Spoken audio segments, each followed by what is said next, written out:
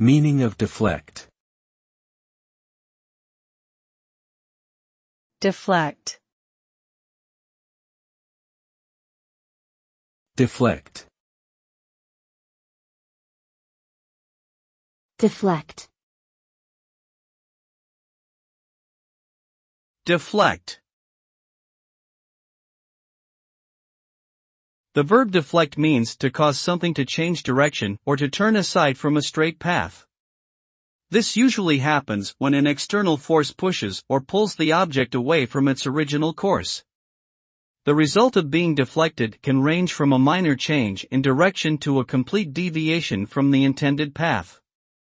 Deflection can also refer to a psychological phenomenon where a person avoids or redirects a conversation or argument away from a certain topic or issue. Overall, deflecting involves altering the course of something that was originally headed towards a particular destination or outcome.